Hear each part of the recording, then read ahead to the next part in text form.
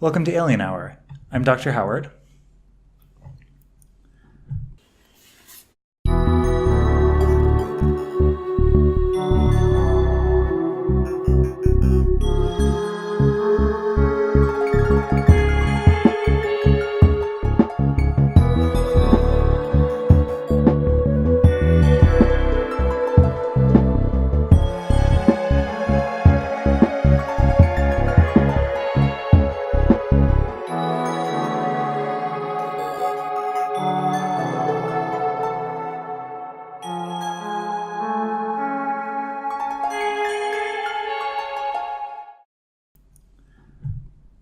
Before becoming a paranormal researcher,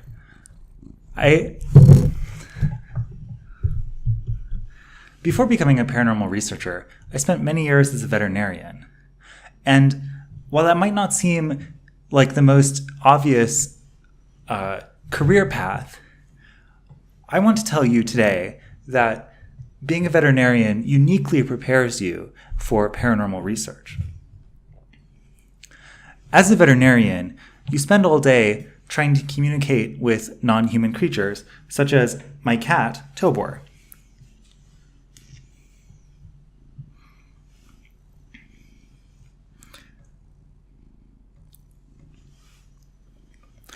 And what are extraterrestrials or Bigfoot or other cryptids but non-human creatures with thoughts and feelings, just like an animal?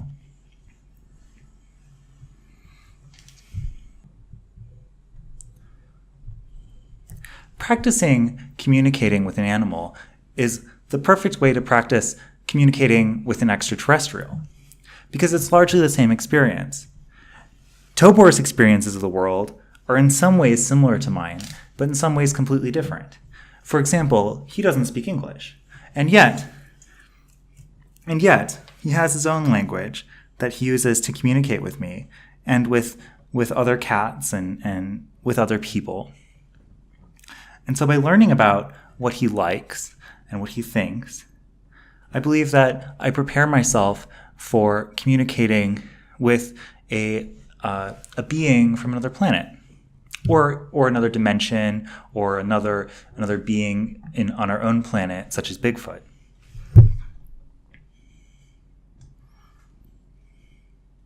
An important thing is that extraterrestrials or Bigfoot don't necessarily want to communicate with every person. In the same way that cats or dogs respond more to certain people, cat people, I consider myself a cat person. I love Tobor a lot. In the same way, oh, Tobor, come here. In the same way that you could be a cat person or a dog person, I believe that you could also be. In the same way that you could be a cat person or a dog person, I believe that you could also be in what I call an ET person, a person who extraterrestrials are attracted to. If you're wondering about whether or not you could be an ET person, I think that just by the fact that you're watching, you're tuning into to Alien Hour and learning about these things, I think that makes you very likely to be an ET person. In the same way that if you're at the grocery store and you were kind of like, reading Cat Fancy magazine as you're checking out, then you're probably a cat person. You probably like cats. We're drawn to the things that we like, and the things that we like are drawn to us. So I want to encourage you to spend as much time, if you're interested in trying to communicate with extraterrestrial beings or beings from another dimension, I encourage you to spend as much time as you can trying to communicate with other non-human beings that are accessible, such as your pets.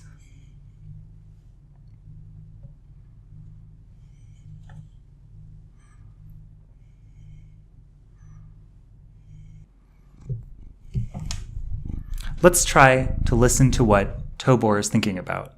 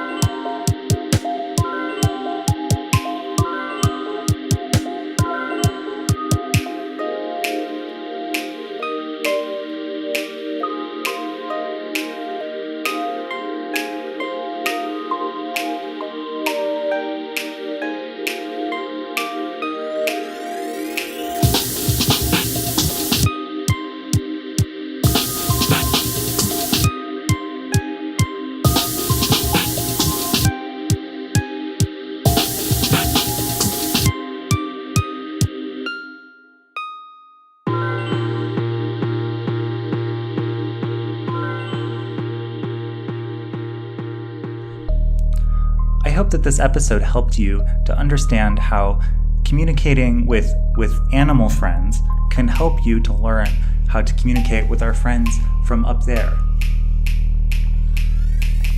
Tune in next time the clock strikes Alien Hour.